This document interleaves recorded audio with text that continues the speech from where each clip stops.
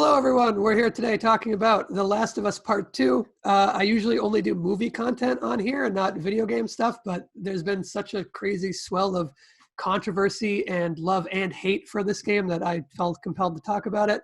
And today I'm joined by a couple of people. We have very different opinions on this game, so this is going to be less of a review and more of a debate. I'm Sam. I loved the game. And I'm Christian, and I thought the game was pretty much in the middle. I don't hate it, but I don't really like it. And I'm Emmett, and this game was wildly disappointing.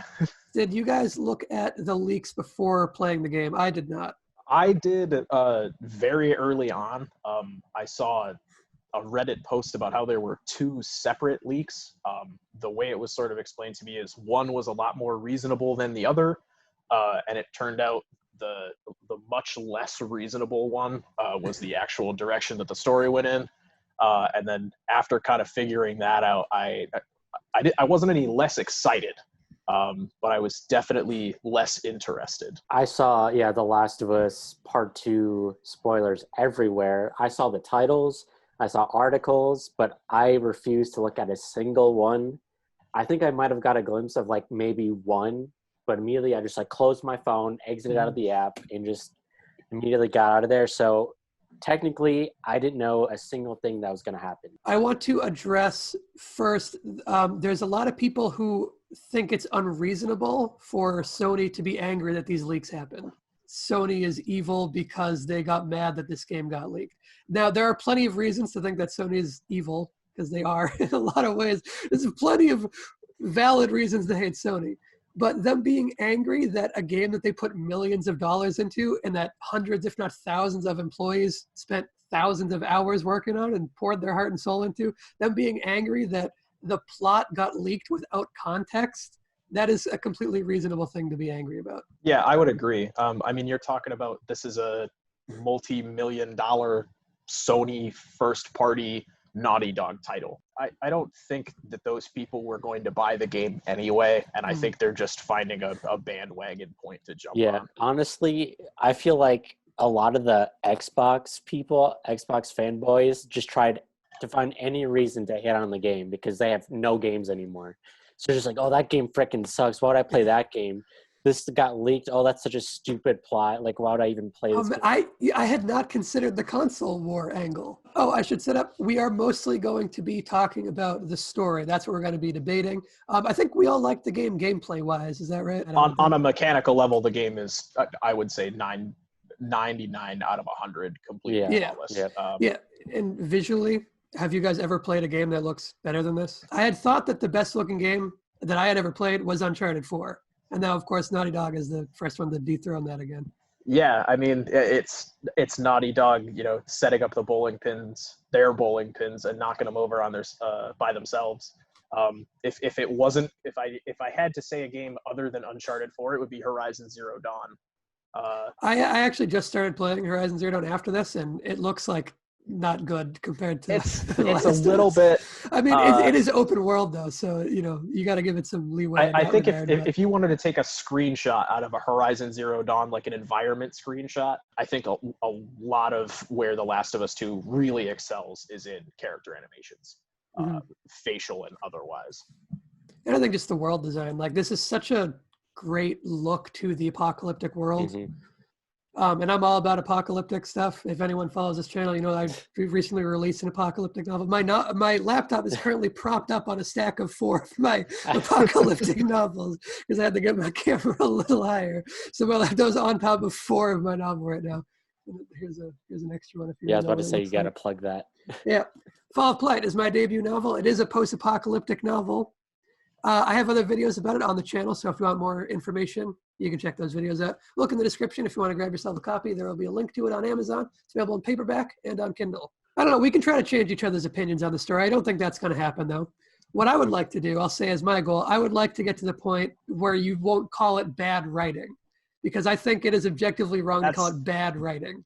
This will be a noble quest for sure. I'm going to try. I find it frustrating how blanketly people are calling it dog shit writing and just saying like Neil Druckmann did a terrible job on all this, because I know how much effort the guy put into it. And I think he really created something special and did things no video game has ever even attempted to do before. I don't know, seeing everyone just like rag on his stuff, especially people who haven't played it, people who just read the leaks and are I don't calling think it it's garbage. I don't think it's fair to rag on it if you're not going to sit through and commit the 20 or 25 hours to play through the entire game. Yeah, when you read leaks out of context, you're not getting the experience, right? When you just see plot points in isolation in text form, that's not enough to judge the actual experience on. And knowing that information is probably going to hurt your experience when you do get into it. I won't say I don't think it hurt my experience knowing like the basic plot beats. It was kind of like, oh, that's a weird order of things that you would do that.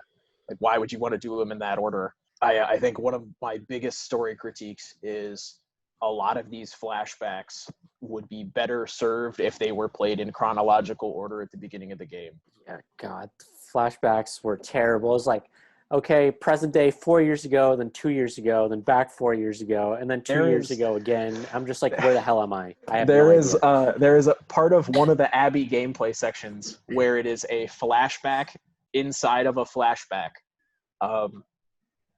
I don't think it's fair to call the Abby gameplay sections themselves flashbacks. I don't know if you want to call it a flashback or the nightmare sequence where she goes down the hallway to the operating room again. Oh yeah, that's just a dream sequence. That dream sequence flashback happens like 6 times. Nothing changes. I mean, that's not true. It's different every time. One time she goes there and the door doesn't open. One time she goes there and her dad is dead. Another time the dad's alive. It's different every time. Yeah, I guess it ends different every time. The setup is like, you're gonna walk down the hallway the whole time, but yeah. I will say I do like that they make Ellie do that same walk down the same hallway in a flashback. That flashback I think is well done. Pretty much all of the Ellie and Joel flashbacks. I don't know if that's me putting Joel on a pedestal. All of the stuff that you see with Ellie and Joel or Tommy is with them, that would have been a lot better served as like a 2-hour block of gameplay at the very beginning of the game. Instead of being the Jackson sequence, make Jackson sequence chapter 1. Make the prologue the Ellie flashbacks up until the point where she goes to the hospital and figures out what Joel did. I did have the thought of like, oh, we could have spent a little more time with Ellie and Joel together, get a little of their chemistry before he gets killed. And then I realized, that actually wouldn't work on a thematic level. Or it would work, but it would be a lot weaker. Because so much of Ellie's emotional pain comes from the last encounter she had with Joel. When she, yelled at him and told him to fuck off, basically. So much of her pain comes from that, their last exchange between the two of them. And the fact that it gets slowly revealed piecemeal over the course of the game. At the start, we only hear secondhand from, I think it's Jesse, who mentions that, you were mad at Joel. We don't learn the extent of it until later on. And then that's even before we know. Not just later on, the absolute end of the game. Well, no, we get pieces of it, though. So, like, at the point when we have the flashback to when Ellie visits the hospital and, finds out, Joel's big secret, we do learn a little bit more about why she was angry at him in that instance. And then, there's another part later on where we get a little bit more. It's not until the very end of the game that we get the last bit, but that's how closure works. That's what gives us that little glimmer of hope that they didn't end on the worst note possible. If we had more with the two of them together, then that feeling of leaving things sour wouldn't be there. If we saw Ellie and Joel interacting, then the loss wouldn't be as magnified as it is. I would argue that I don't think spending 90 minutes extra with Joel at the beginning of the game, I think that's the reason it's used, is it's allowing you to, as you progress through the game, get more and more pieces instead of giving you all of the pieces up front and saying like, hey, this is how this character acts. Figure out how you feel about it. Because one of the main themes of the game is this idea of nothing is black and white. There's no clear-cut answers. Everything's a gray area. No one's morally right or morally wrong. Oh, I want to address one of these complaints I've seen all over the place is people making this comparison where they go, Joel in The Last of Us 1 runs over a guy because he can see an ambush coming or whatever. Doesn't want to take a risk, so he runs over a guy. Oh, no. Joel in The Last of Us 2 rescues a girl from clickers, and they act like that's a problem. It's like, have none of you heard of a fucking character arc? Yeah, Did you I miss think the that entire first game? The whole point of the first game, the loss of his daughter destroyed this man. The entire time you're playing as him in that first game is him regaining some of his humanity through Ellie. Obviously, he's going to be a different person in the second game. Years have passed. He's grown with Ellie. He's a kinder, gentler man. That's the entire point. How can you be a fan of the first game and not understand that? I think a point can be made for saying that people as experienced and as hardened as Tommy and Joel would have at least asked one question about, like, hey, we haven't been to this lodge in a long time. We haven't cleared this lodge in a long time. But let's follow this random girl with a really, really obvious WLF insignia on her jacket. Well, they don't know what WLF is. That doesn't mean anything to them. It's not like Joel and Tommy are just trusting of these people. They go into that lodge because they're being chased by a crazy horde of infected. When they get in there, if you watch, I mean, it's subtle because now we're at the point in video games where the facial animation is good enough to do the heavy lifting that otherwise had to be relegated to dialogue before because the faces couldn't handle it. Now the faces can handle it. If you watch their faces, you can see their skepticism, their wariness. Like Joel is checking the exits. They're in that situation because of the infected, and they don't really have the choice. If he's going to say in dialogue, oh, we better get out of here because blah, blah, blah. Like, that's why he turns down them tying up the horses and all that. You want to get those saddles off? No, it's all right. We'll just ride out the storm and get out of here. Right? Okay. Because he's fair. Like, we're going to get out of here, you know? They're being careful. I mean, Tommy's a little more trusting than Joel is, you can tell. But if you actually like look at Joel's face, you can tell he's wary of these people. I think the other side of that is it's a guy who is he's already been there, done that shit. You know, he's gone cross country. I don't want to say murdered his way across country because that's not really what it is, but kind of. Yeah, for lack of a better word, this guy, you know, shot and shivved his way across a he fatally self-defensed his way across the United States. A large part of that behind him. You know, he's a lot older now. There's, 4 or 5 years have passed at this point. Yeah. He's not doing this to, he's not smuggling to make money so he can live life high on ration cards. And the humanity that Joel gained in the first game is what Ellie is losing in the second game, which is another like little brilliant touch. Yeah, that's a good way to put it. Everything is like mirrored in this. And I don't just mean like from the first game to the second game, I also mean like within the second game. Like, I mean, you can point to just the fact of Ellie and Abby being a mirror. Like, that's the most obvious one. But everything is mirrored, like down to the smallest detail. Christian, did you have any thoughts on Joel's death? No one wanted him to die at first. Like, I guess they try to make, like you said in the beginning, they try to like make you feel distant towards him because Ellie was distant towards him for a long time. And she never truly forgave him for what he did. So I think it was, when you put it that way, I mean, he had to die at some point to give some purpose to the story, because I guess that's what Ellie's whole quest is about. No one wants him to die. Yeah, I mean, he's a likable guy. Yeah. But that's what makes it so, like, tough emotionally. If he was a guy we didn't like, then who cares? Kill as many people as you want, right? Well, that's how I felt at the beginning with all the characters. Like, I didn't care about anyone at all. Like, Ellie, I really didn't care about her. You didn't care about Ellie? One. No, I hated her at the beginning, which was kind of made me hate the game. It's like I had no emotion to any of the characters or the story, so it's just like something needs to happen because I really don't care at this point. Why didn't you care about Ellie? Did you not like her in the first game? I liked her in the first game, but I guess I didn't hate Ellie. I was just indifferent. Okay. I didn't like her. I didn't hate her. I guess that's my whole viewpoint on the game in general. Let's get into Abby now, I think. And Emmett, I think you hate this, so you take the lead. I will. I'll argue some points, but I'll let you can lead. You can lead the way. So in terms of if the ability to make me feel sympathy towards a character, the most basic way you could do it is murder their dad. I do not think there is a simpler option that you could have picked than whoops, killed your dad. Okay, here's the thing. I don't think killing the dad was to get sympathy for Abby. I think Abby's existence is to show the ramifications of Joel killing an innocent, unarmed man. Yeah, I understand that. I think it's the other way around. That's a much better point. But even to go through the Abby gameplay section afterwards and meet all of her, kind of crewmates, none of them get enough screen time for me to learn anything about them or really care about them at all. I'm not saying you have to care about them. You do definitely learn stuff about them. Like you learn plenty about the Vita girl. You learn about her roommate Manny, who's like a sex fiend. They got plenty of characterization. That's Manny. Characterization is there, but like not anywhere near the level that we have with Ellie and Joel.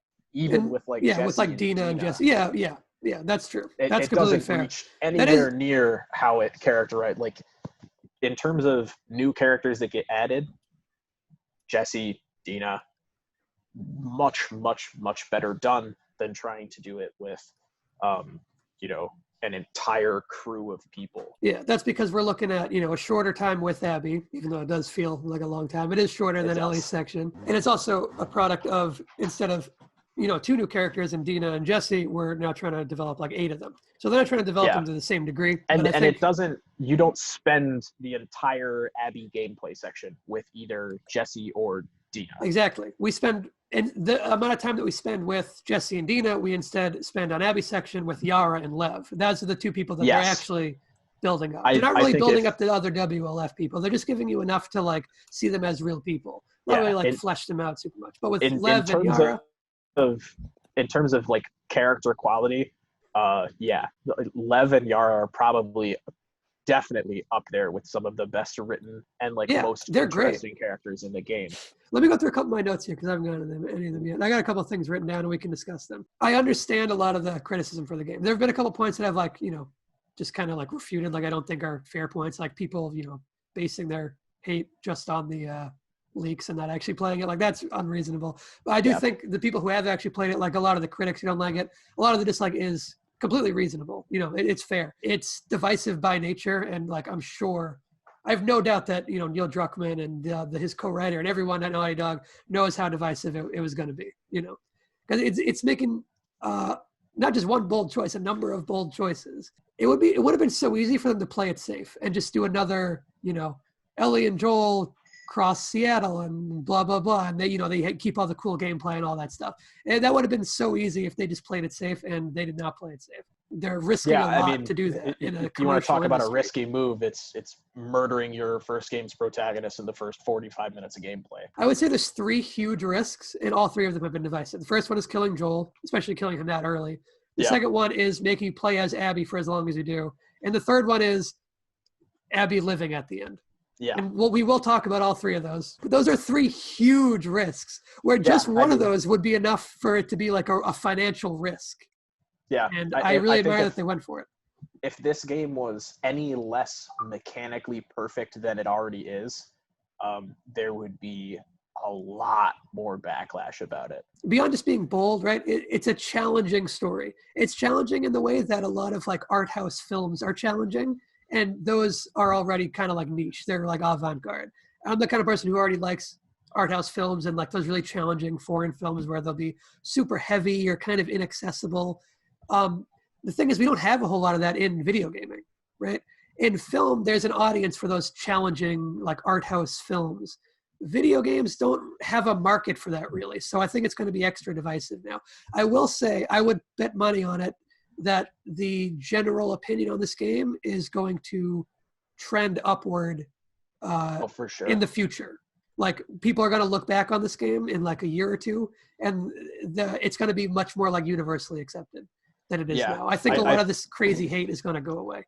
I think a lot of the criticism we're seeing is a lot of it's just bandwagon hate. Let's do this, since it's so divisive. Let's rate gameplay and then story. That's 2 separate numbers. I'm gonna get hate for this. I would give the story 100. I think this is a towering achievement. But do you think it was better than the first game then, if you rated 100?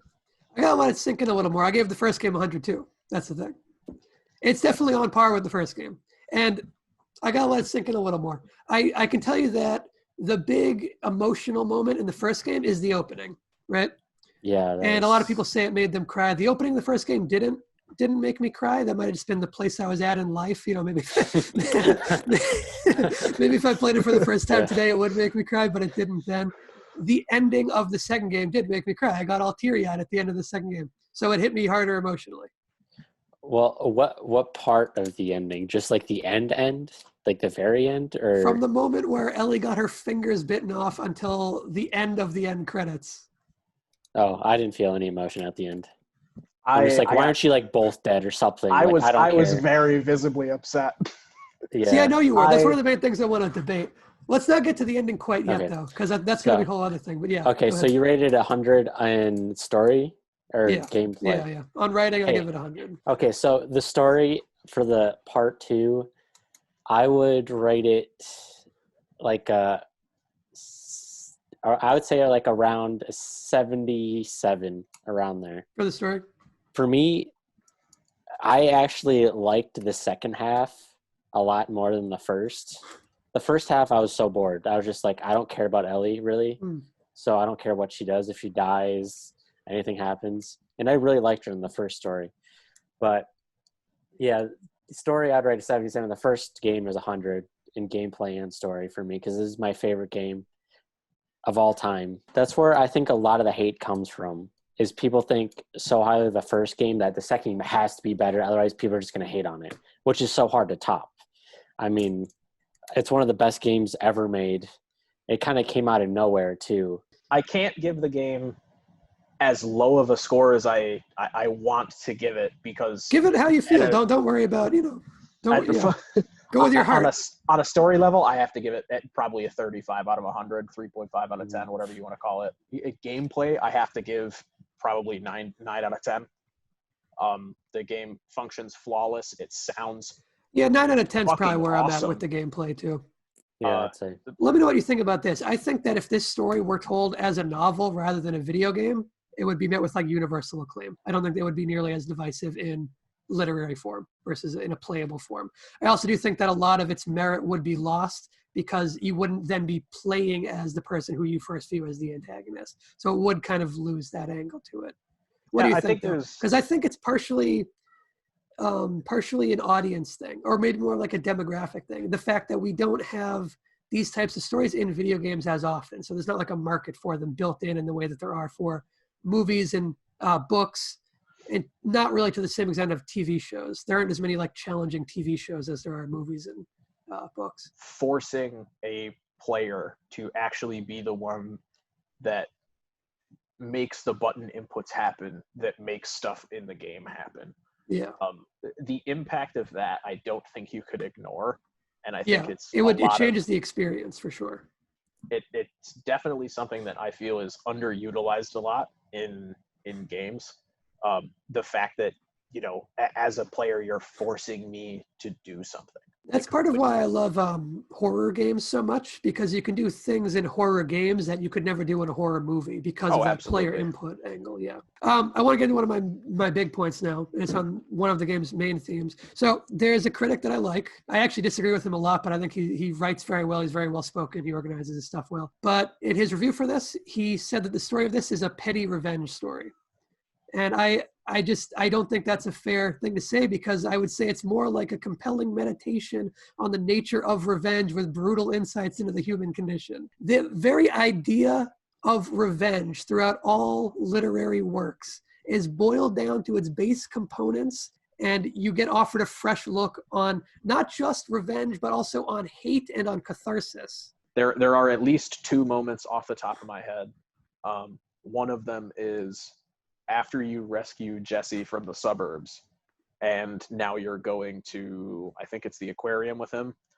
He says, what if these guys come back to Jackson again? And Ellie's like, so what if they come back? We'll be ready. And he's like, yeah, but didn't they come the first time because of what Joel did? We're tearing through their city. We're killing their people. Yeah. And I was like, all right, well, how much more obvious do you want to fucking make it? One of the other things that this game really looks at is cause and effect, right? And it's not just in Abby and Ellie. It's also in, the Scars and the WLF. There's this wrapped up history, like especially if you read all the notes, but even just in dialogue, they completely disagree on who started the argument, who broke the truce, all this stuff. And that's my second heavy-handed gameplay moment, is the very beginning of the Abby section, and then Mel is just a miserable, whiny, absolute excuse for a character. No, I agree. What? the I pregnant agree with woman. that. Mel has She got a pissed me lot. off. There's Mel, depth to that Mel character. spends all of her screen time just bitching. That's the only thing that she does. Well, she's a pregnant woman whose baby daddy is having an affair with a woman she already hates. How are you not going to be complaining about Yeah, that? I mean, yeah. If you're going to complain about something, complain about the fact that you work for a military that wants to send a pregnant woman to the front lines. I mean, sure, but that's a separate issue. You can complain about both of those things. When Ellie lets Abby go, I don't think she's letting Abby go. I think she's letting Lev go, and Abby just happens to have to drive the fucking boat. I got to disagree with you on that. She's letting Abby go. And the whole, I get why people are angry that Abby gets to live in the end. I can completely understand that because it's distinctly not giving you what you want, right? Everyone wants that revenge. And the game says no, because revenge isn't good. Hate is only going to beget more hate. Violence is only going to beget more violence. Yeah, And I this think the story game is a could've- tragedy.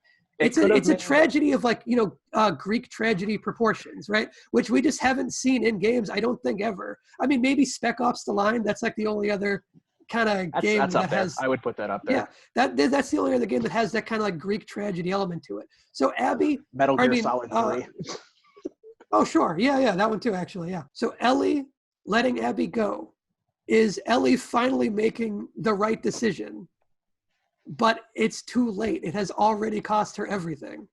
It's already cost her Joel. It's already cost her Dina and Jesse and Tommy to an extent. I mean, he's still alive, but he's all fucked up. It cost her home in Jackson. It even cost her her guitar fingers. It's cost her everything when she finally reaches that point.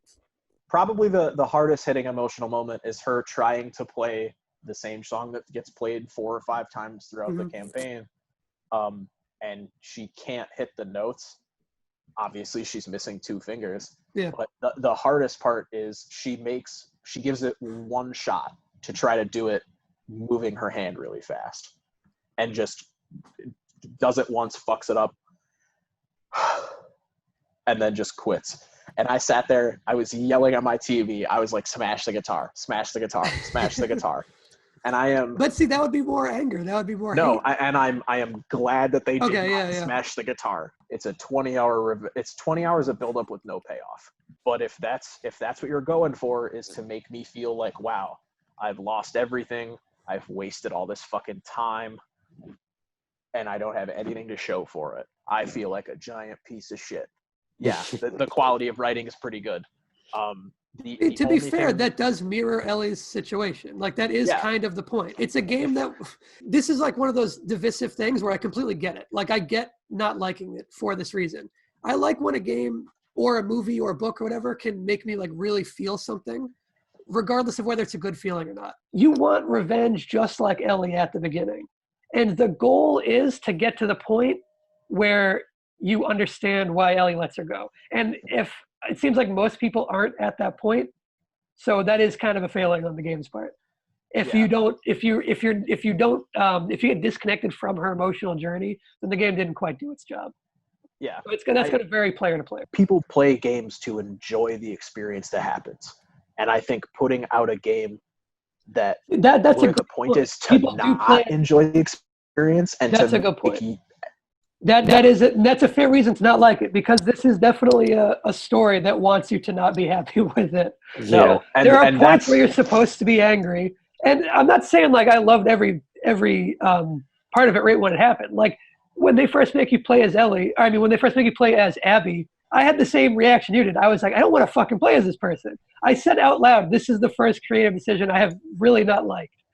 And I had to play as Abby for like 2 hours, and I was angry that whole time. I was like, I don't like this. I want to go back to playing as Ellie. I was refusing to upgrade Abby. I was like, I'm not wasting my I was like, points.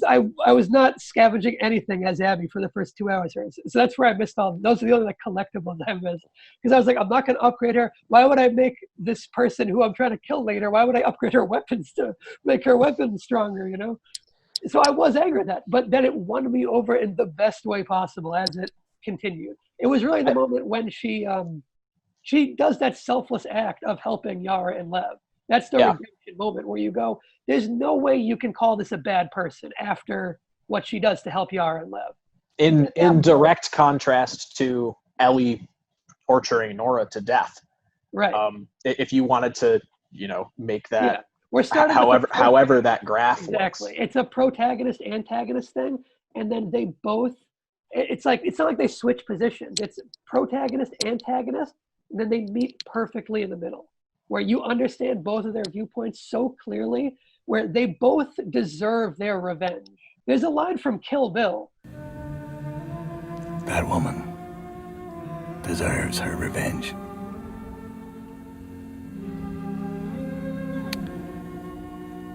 And we deserve to die. Which, I mean, great revenge story right there. But you get that sense in this, where both of them do deserve their revenge. Whether or not you empathize as much with Abby, because like when it comes down to a one-on-one, confrontation, like I still wanted Ellie to win the whole time. It's not like I wanted Abby to win in the end. And I don't really think that's what they're going for. I think it's going for that median place of they're on even footing. The one part that I actively really didn't like of the game was the boss fight where Ellie is like the villain and you're playing Abby attacking Ellie. Yeah, I did not like that. I hated that. I did hate that moment. I might like it on a replay, but I really did not enjoy that moment in this. But I think it was because the game has presented itself as so unpredictable, where anyone can die at any moment, and I had no idea like how much of the game was left. So I was like, if I press the square button here, am I going to kill Ellie? Like, is it actually going to happen? So it made me really not want to because I didn't want to do that. I didn't want to have that on my conscience. That's a game making me feel things that other games haven't made me feel. So even though I was like angry and I was like, I hate that it's doing this to me, I still was like, this is great because it's making me feel something I haven't felt in a game before.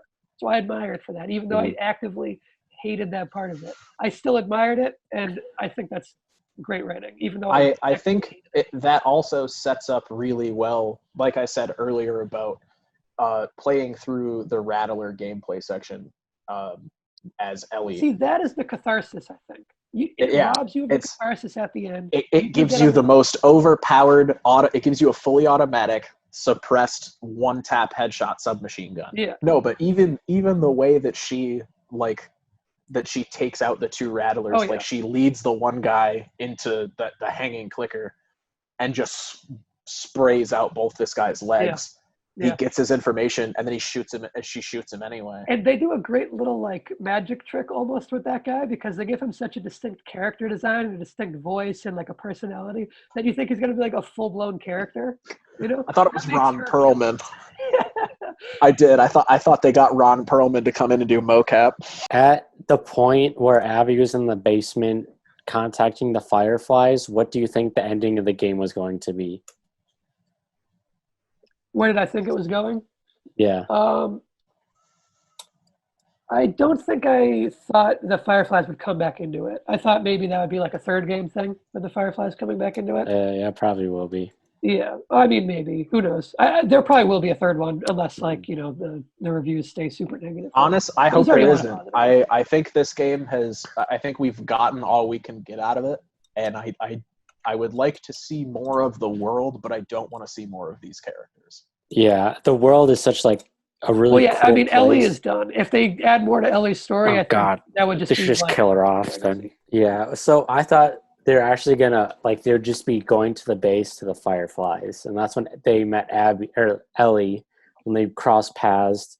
When Abby was going to the Fireflies, and Ellie was just before she got to the Fireflies, and that's where they met for the I don't know how many times, third time or whatever.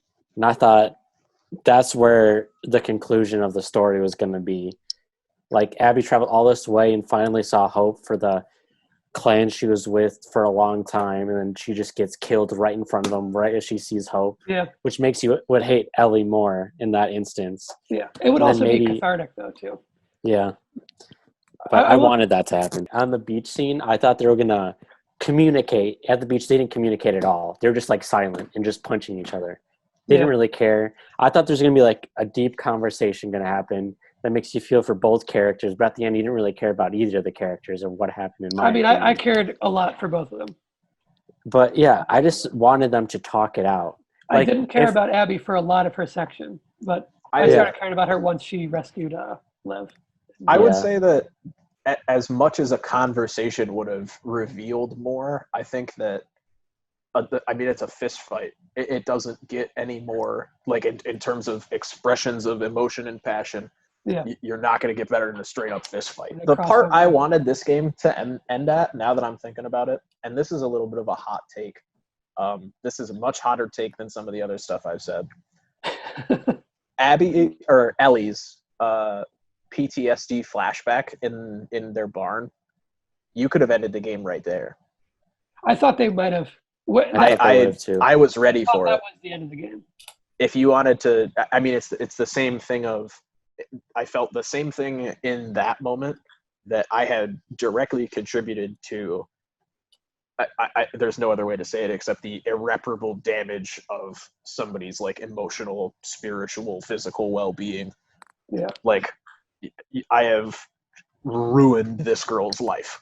Yeah. I have ruined countless other lives throughout this game. Yeah, every life she's intersected with has been irreparably damaged. I felt that moment was way, way, way more in terms of like a visceral experience than trying to play the guitar at the end. It's the difference of feeling a very powerful emotion versus feeling just kind of numb and dead inside.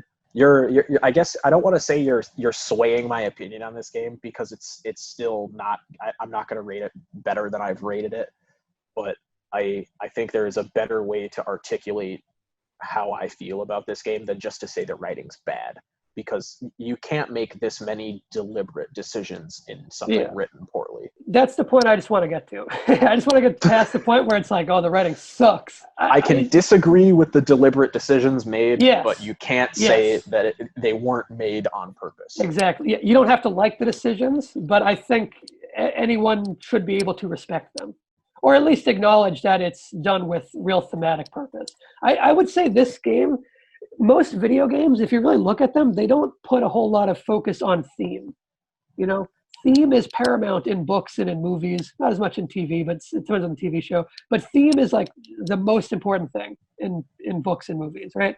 In video games, it's really not a big deal. Video games, the vast majority of them have all of the emphasis placed on the fun factor of enjoying playing them. Yeah, the point is, hey, we have this really interesting story. We have cool gameplay mechanics. We have a cool world to explore. We don't really have like a thematic point that we're trying to get deep on. We're not really looking at the insights into the human condition. We're not worried about that, because I really need to get you to sit down and play Undertale. I really do. I can't believe you haven't yet. I want to briefly discuss the SJW angle. Have you guys heard this? Probably. I feel like it's an equally illegitimate complaint as to all of the people who are bandwagoning on it.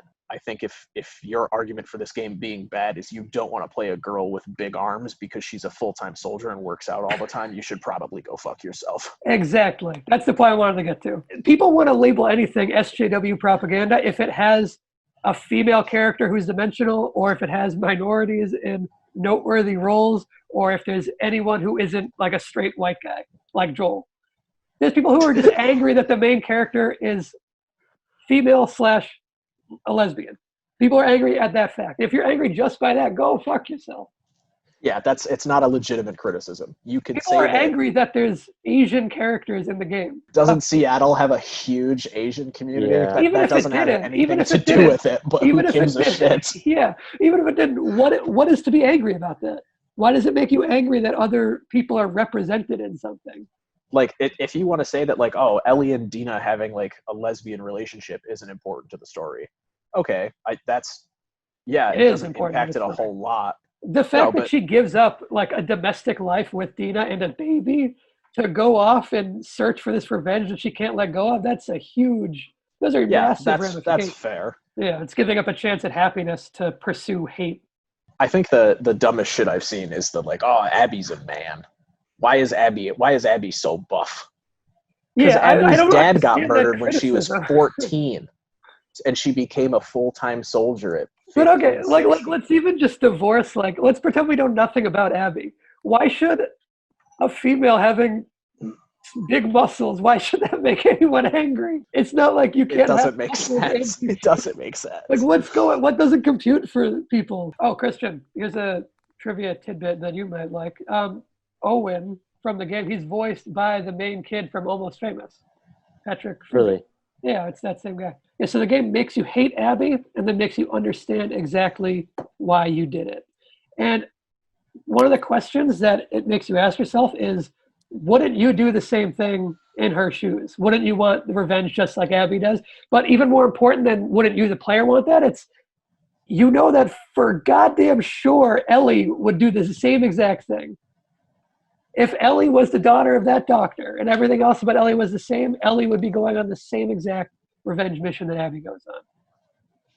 And if that doesn't help you see that they're two sides of the same coin, then I don't know what else would. Most video games are like catharsis overload, right? Like that's the whole point of most video games. It's all about dopamine. Setting up and achieving catharsis and or dopamine. Absolutely.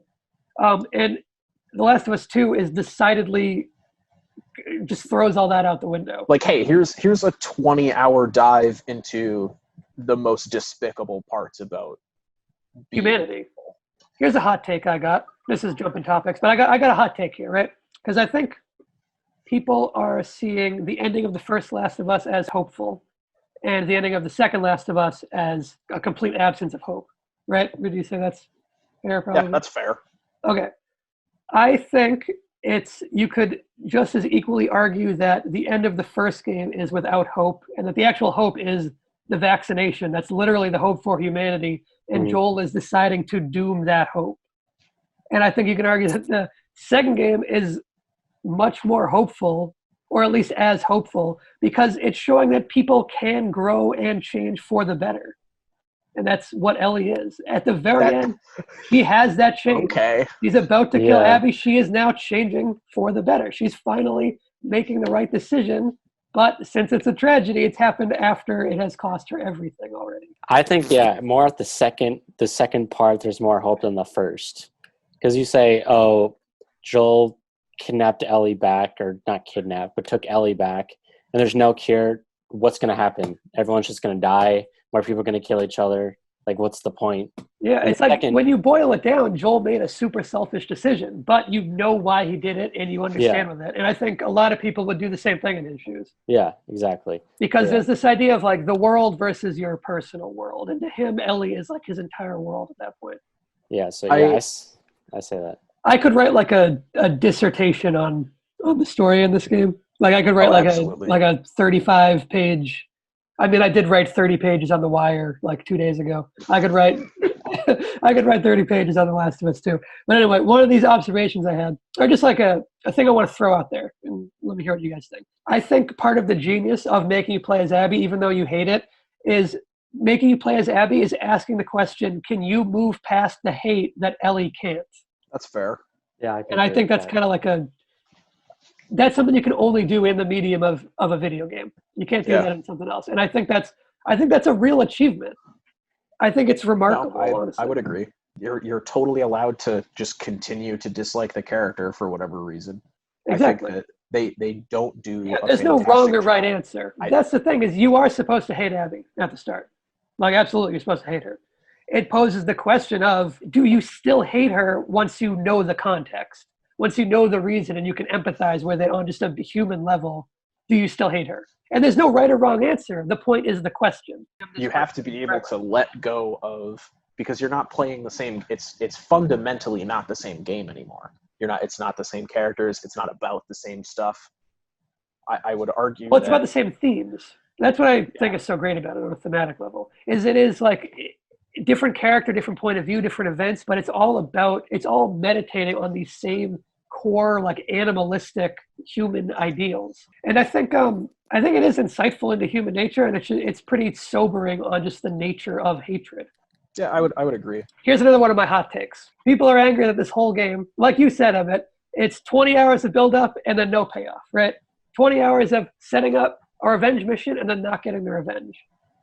But wasn't the first game 20 hours of crossing the country to make a cure and then not making the cure at the end? It was. I feel the same way.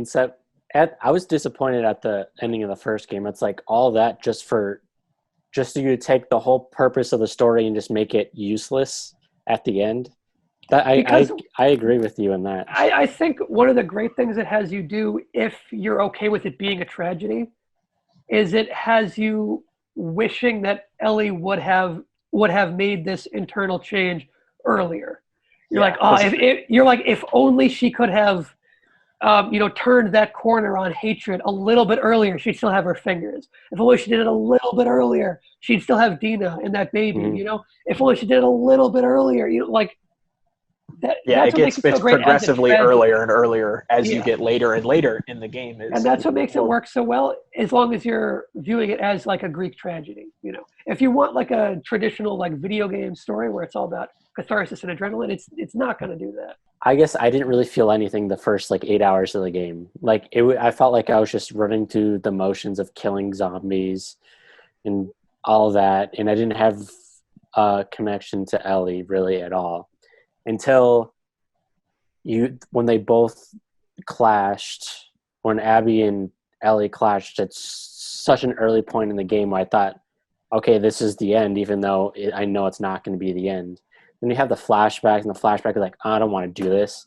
I just want to like the game. I didn't want it to end, but I'm like, are you serious? I have to play as her now. I have to waste my time going through her part. But I actually liked the second part and Abby's part a lot more going through it, because I ended up actually liking her friends and her characters more than any part of Ellie's part.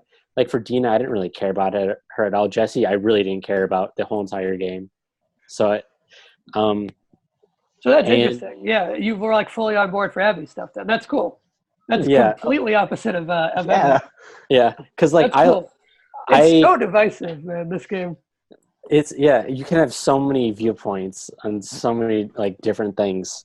And so once you learned that Abby's dad got killed by Joel and her dad was just trying to help the world and cure everyone. He wasn't a bad person at all. He's an amazing person, and makes Joel and Ellie feel like they're terrible people. And he's probably the best person, morally speaking, that gets any screen time in the game. Oh yeah, for sure. And well, that's like another question I wanted to ask is who. Oh wait, no, there is a toddler in Jackson. That's the most morally just person for sure. God. There's the dog you pet at the very beginning of the game.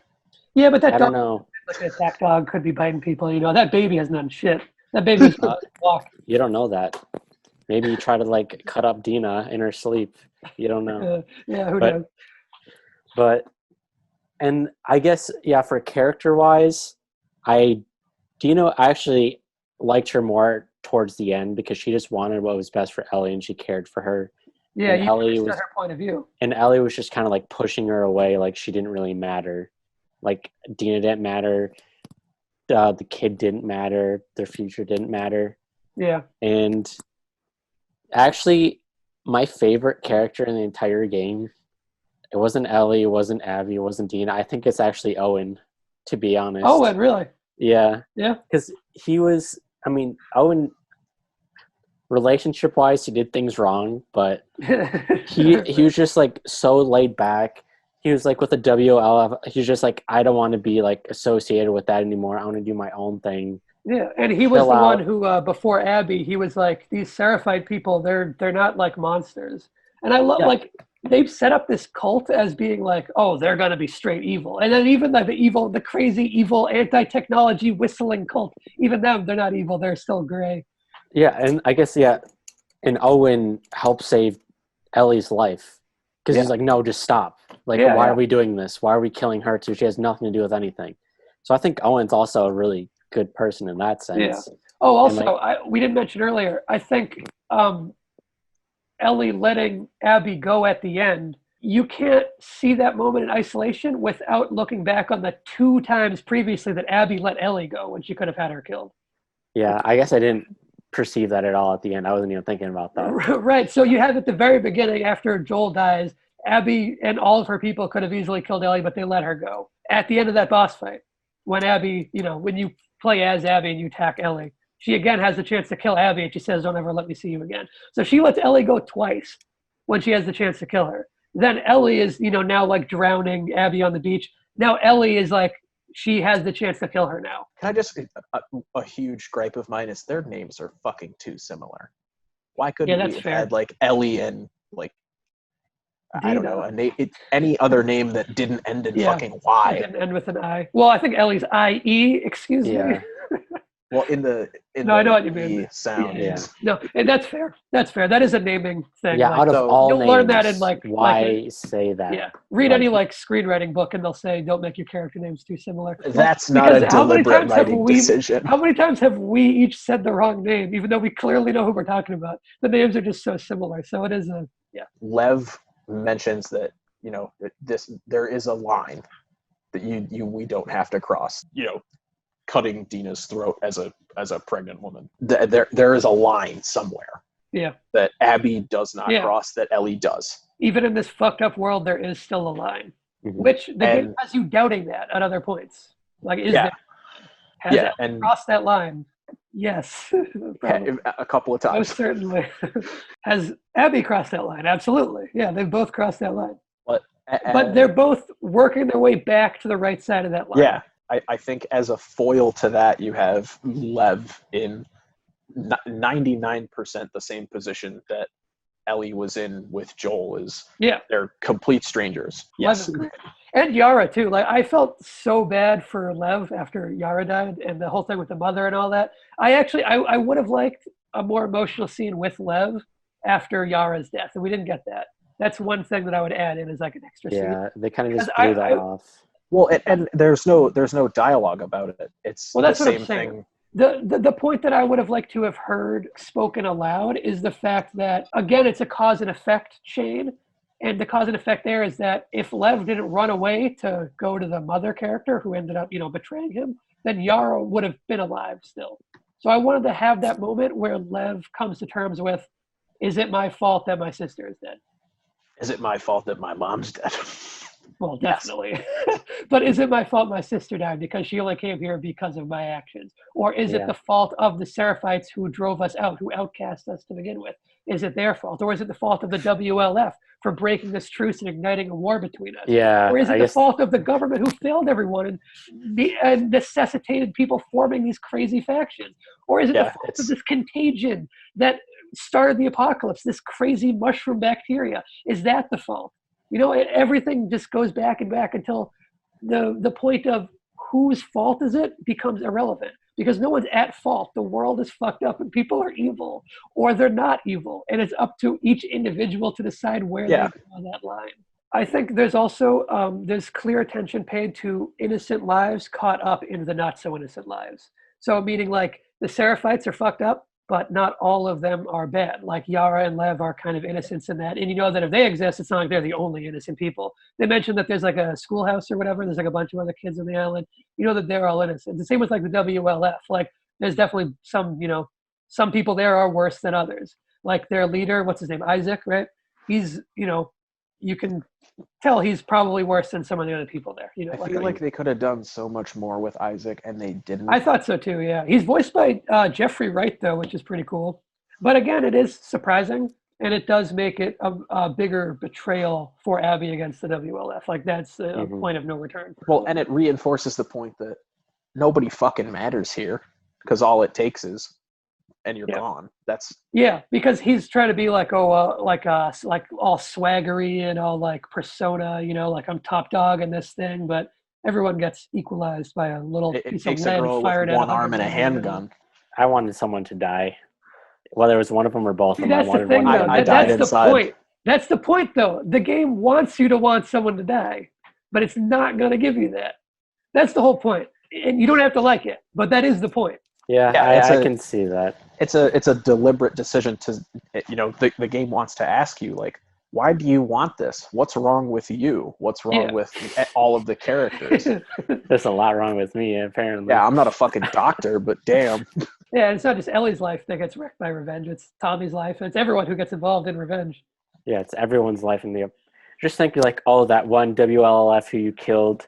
Yeah, I used as a human shield. Maybe that person has a lot of relations with a lot of other people, and they want revenge on whoever killed that husband or that wife. And then everyone is just, you killed this person. No, you killed this person. Wait, you killed that person. You killed my friend. I killed your friend. It kind of like raises the value of human life in a video game, you know? It gets you thinking about this web of consequences that you probably wouldn't ever consider otherwise, you know? That's I how love that everyone has a name in this game. And like when you kill someone, Yeah. your friends will like call out and be like, oh shit, they got Gary, you know? Yeah, that's what I actually really liked. Even then, like in other games, you know, when you're just playing like a Call of Duty game, any Call of Duty game, like the campaign mode, do you ever just think like, oh, you're gonna kill this person, but that person has a family, that person wants, I don't know, they have kids, they have a husband or a wife, and you're just gonna kill them, and it's like, oh, it doesn't matter, it's like a blink of an eye, and it would be like you said, a never-ending domino effect of whose fault was it and where does it end. And I think Ellie realizes that at the end of the game because like it's a very purposeful decision to break, you know, that cycle of, you know, if we leave here and you're dead, how long do I have left before that kid Lev comes after me? Yeah. How long after that until Dina's kid goes after him? Yeah. You know, another Kill Bill line. You grow up. If you still feel raw about it, I'll be waiting. I will say the big thing that I really dislike is the amount of, oh no, she's pregnant. It's a mirror. Everything's mirror. I know. Very deliberate that there are two pregnant women who are both in danger, and one gets killed and the other one doesn't. They do the, oh no, pregnant woman like 6 times throughout the entire game. What are the 6 times? Okay.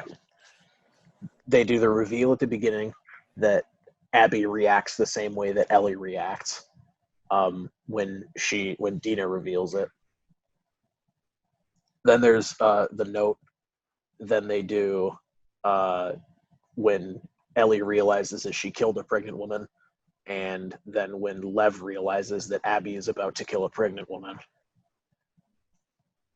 Those are just different instances of the same story beat. Yeah, that's the same thing. I don't know. I think it's overused as a story beat.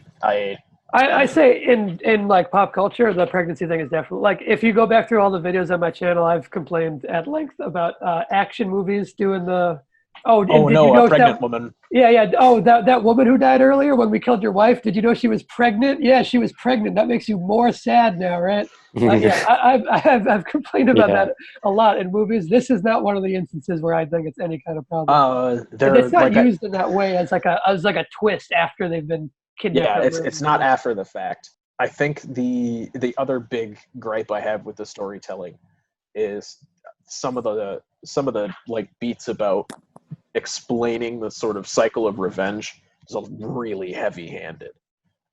You know, Jesse's whole dialogue about, you know, what do we do if these guys come back to Jackson?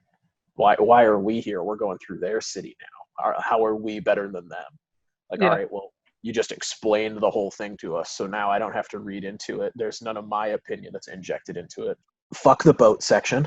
Why? What's wrong with the boat section? Because you could drive through the entire thing of it, and there's no meaningful exploration that happens. There's no meaningful combat that happens. There's no cool puzzles. Though? If you just drive through it, you can be done with it in like 2.5 minutes. What's the problem with it?